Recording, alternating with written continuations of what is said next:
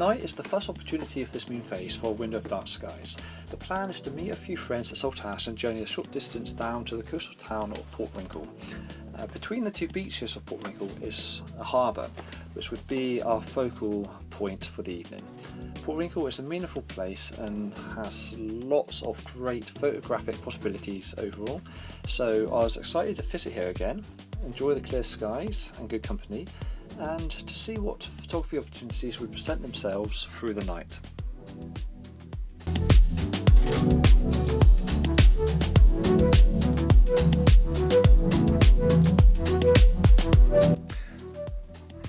On arrival, I wasted no time setting up the camera. I placed my camera on the tracker and positioned it to overlook the harbour. With only 30 minutes of moonless skies, I went straight to work, capturing some foreground and background exposures. For my first exposure, I tracked the sky at 24mm with an exposure of 4 minutes at f2.8 using an ISO of 800.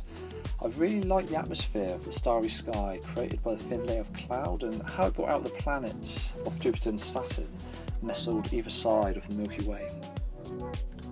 My second exposure was for the foreground frame. I aimed the camera downwards and took the picture with an exposure of 6 minutes at f2.8 using an ISO of 1600.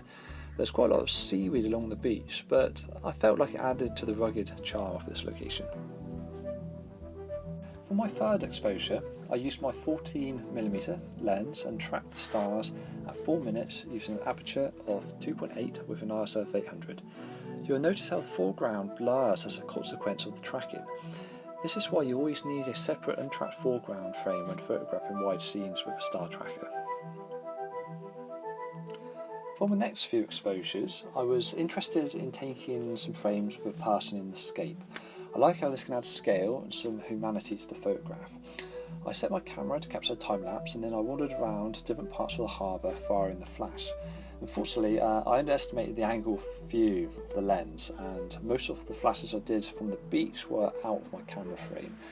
But not all was lost, as Jason and Chris were able to get a few nice photographs from their viewpoint looking towards the harbour with the flash firing. Finally, I then moved to the pier and fired the flash a few times to create these two photographs, which I'm reasonably happy with and will merge later with my other captures. The rest of the night was spent sharing stories, enjoying the stars and experimenting with a few different compositions. It was really amazing watching the stars tracking across the sky, with the moon slowly taking over the scene.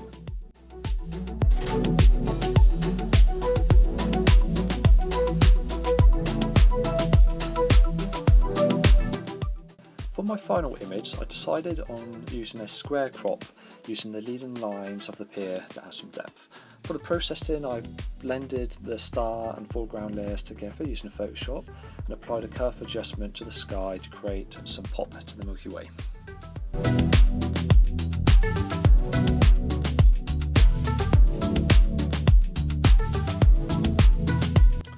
My second final image is my favourite from the night.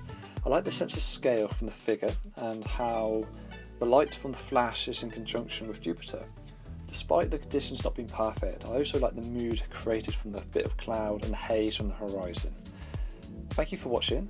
If you wander out to enjoy the night sky soon, I wish you good viewing and please do feel free to comment or ask any questions.